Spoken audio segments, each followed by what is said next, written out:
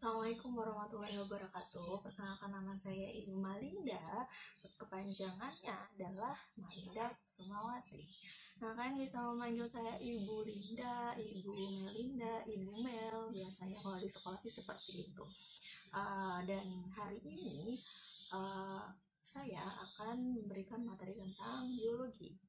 Nah, saya di sekolah itu mengampu biologi dan juga prakarya baik kelas 10, 11 maupun 12.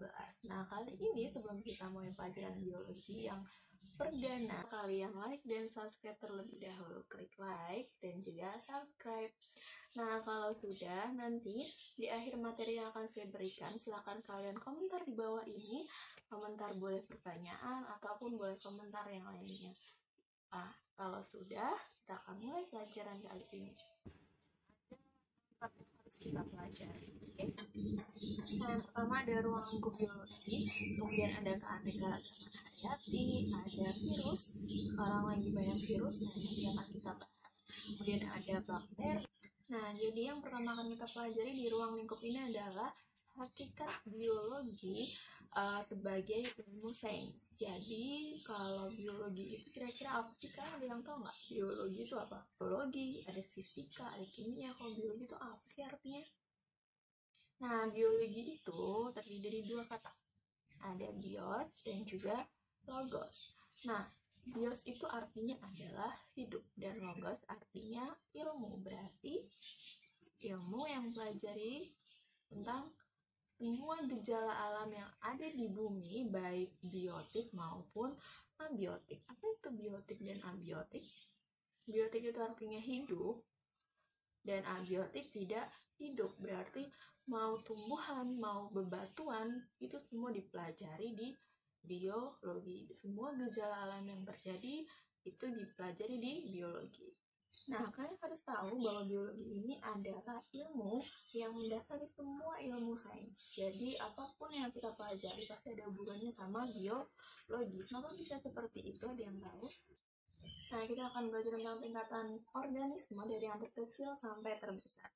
Yang pertama itu ada molekul. Jadi, molekul ada yang paling kecil, kemudian atasnya lagi ada sel, dan kumpulan-kumpulan sel itu disebut dengan jaringan. Kemudian kumpulan dari jaringan disebut organ. Nah, kumpulan dari organ-organ namanya sistem organ. Nah, kumpulan dari sistem organ jadi apa?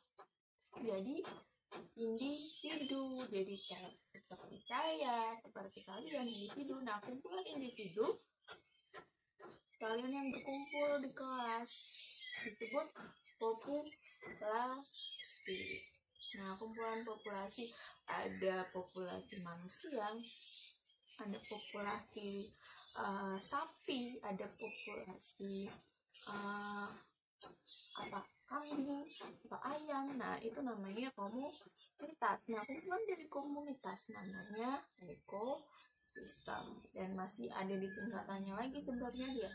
Nah, di atasnya ekosistem itu sebenarnya masih ada lagi kan, ada bioma. Kemudian atasnya lagi kumpulan dari bioma namanya biosfer. Nah, tadi saya kan bilang kalau saya akan menjelaskan tentang kenapa biologi itu sangat penting untuk kalian pelajari dan kenapa dia mendasari semua ilmu sains. Kenapa sih sama biologi? Kenapa penting sekali? Nah, kenapa coba? Nah, karena kalian pada nggak ada ilmu yang namanya biologi molekuler, ada genetika, ada virologi, ada psikologi, ada ekologi tadi, ada evolusi, pasti ini sering dengar. Nah, itu semua yang saya sebutkan tadi adalah ilmu yang berhubungan sama biologi. Kenapa bisa? Coba kita artikan satu-satu. Ada biologi molekuler, yaitu ilmu yang pelajari tentang makhluk hidup pada tingkatan molekul. Oke, tadi tahu ya molekul pada tingkatan tingkat kehidupan tadi yang paling kecil dan yang paling besar. Nah, kemudian lanjut ada genetika. Genetika itu adalah ilmu yang mempelajari tentang pewarisan sifat. Jadi kalau kenapa kalian rambutnya keriting dan Kemudian kenapa kalian matanya sipit?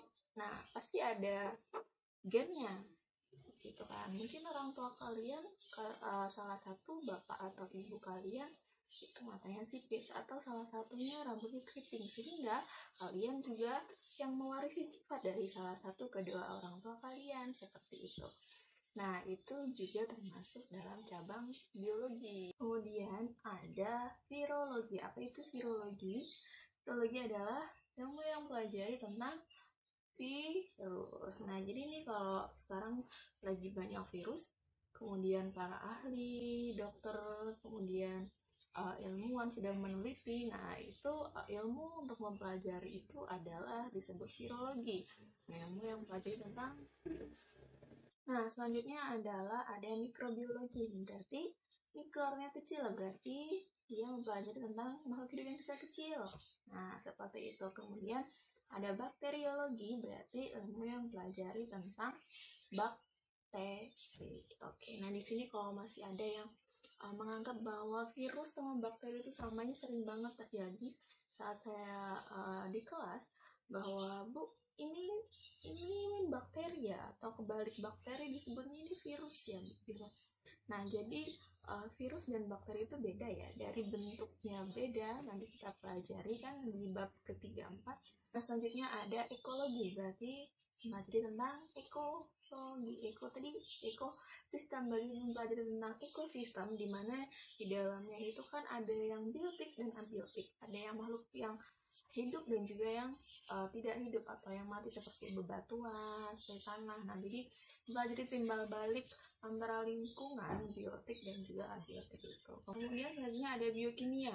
Nah, ini tadi kenapa mendasari, karena tadi ada kata-kata kimia namun ada biologinya. Biokimia berarti dia mempelajari tentang komponen seluler. Contohnya belajar tentang karbohidrat, lemak, sama protein. Nah, itu biasanya dipelajari di kimia. Nah, namun itu juga yang mendasari adalah ilmu biologi.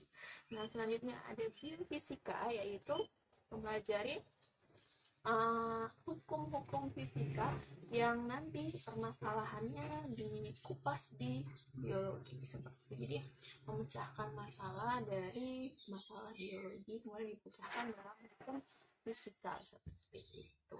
Nah, masih ada lagi nih, yaitu ada biologi perkembangan. Apa itu biologi perkembangan? Kemudian ada biologi perkembangan, itu adalah yang mempelajari tentang individu atau organisme. Kemudian yang terakhir ada embriologi. Embriologi berarti belajar tentang embrio.